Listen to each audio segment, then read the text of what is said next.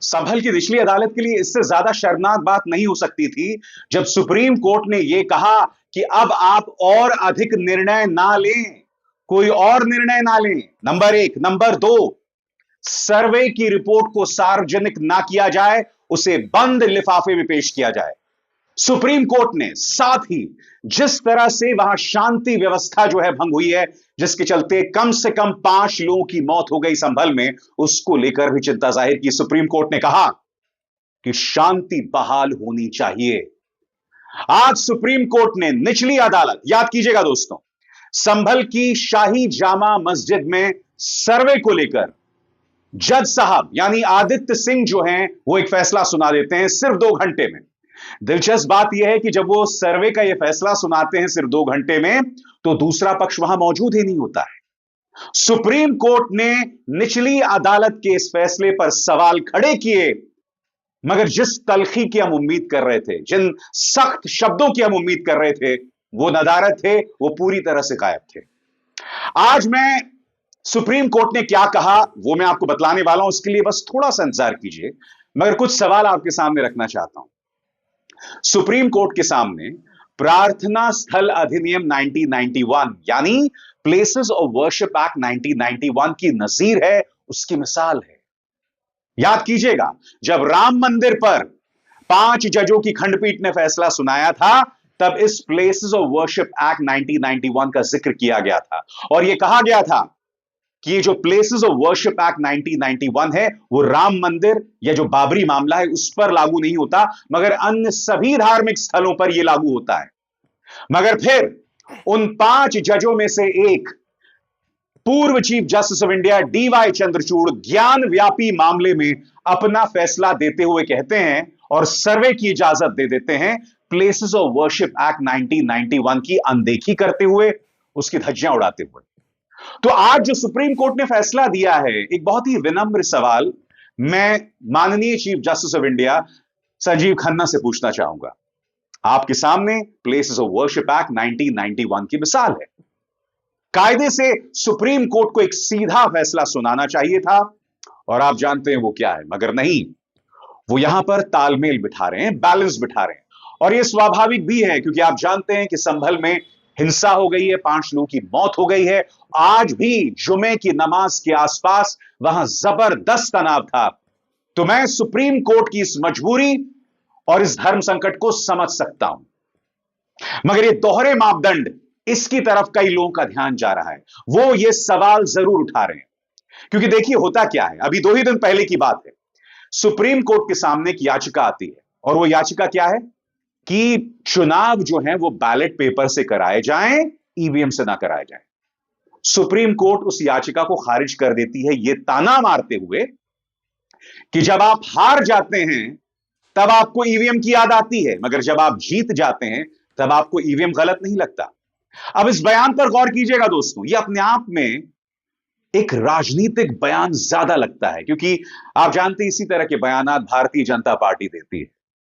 खैर मैं उस पर ज्यादा टिप्पणी नहीं करूंगा, मगर आज का जो मुद्दा है, आज का जो जरूरी मुद्दा है, वो है संभल शाही जामा मस्जिद वाला मामला। सुप्रीम कोर्ट ने तलखी अपनाई है, निचली अदालत का जो फैसला था उससे असहमति जतलाई है, हालांकि सख्त शब्दों का इस्तेमाल उन्होंने नहीं किया है। फैसला क्या है दोस्तों, आपके स्क्रीन पर सबसे बड़ी बात, supreme court asks Sambhal court to defer hearing on Shahi Jama Masjid survey, यानी कि शाही जामा मस्जिद सर्वे की जो रिपोर्ट है उसे स्थगित कर दे और इस सर्वे को सार्वजनिक ना किया जाए। सरल शब्दों में आपके स्क्रीन पर सुप्रीम कोर्ट ने शुक्रवार को उत्तर प्रदेश के संभल में ट्रायल कोर्ट से कहा कि वो शाही जामा मस्जिद के सर्वेक्षण के अपने आदेश के बाद अब कोई और कार्रवाई ना करे, कोई और आदेश जारी नहीं करे। एक एक शब्द पर गौर कीजिएगा दोस्तों, जो सुप्रीम कोर्ट ने अपना आदेश जारी किया है। साथ ही कुछ देर बाद मैं आपको बतलाऊंगा कि संभल के अंदर हालात कितने तनावपूर्ण है। सबसे पहले अदालत में हुआ क्या, एक एक पंक्ति आपकी स्क्रीन पर। संभल हिंसा मामले में सुप्रीम कोर्ट में सुनवाई हुई। सुप्रीम कोर्ट ने निचली अदालत को कोई भी निर्णय ना लेने का आदेश दिया। सुप्रीम कोर्ट ने साफ कहा कि शांति व्यवस्था कायम रहनी चाहिए और इलाके में प्रशासन शांति बहाल करे। सुप्रीम कोर्ट ने याचिकाकर्ता को हाईकोर्ट जाने का निर्देश दिया है। कोर्ट ने कहा कि इस मामले में निचली अदालत के आदेश पर कुछ आपत्तियां हैं।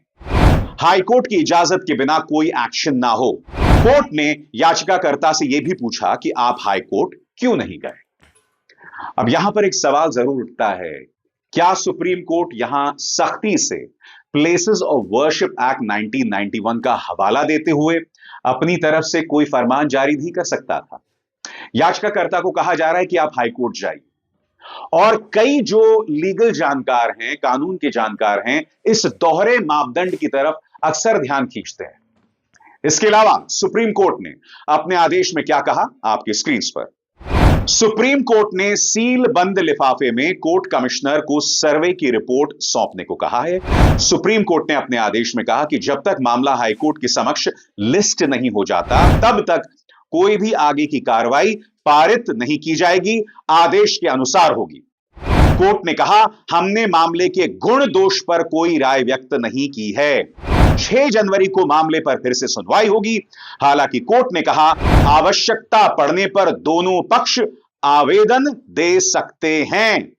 आज मैं उम्मीद कर रहा था कि निचली अदालत के जो जज थे, यानी आदित्य सिंह जी, जिन्होंने बहुत ही त्वरित अंदाज में सर्वे के आदेश दे दिए थे, और उसके बाद आप जानते हैं क्या माहौल था, किस तरह से एएसआई की टीम जा रही थी और जय श्री राम के नारे लग रहे थे।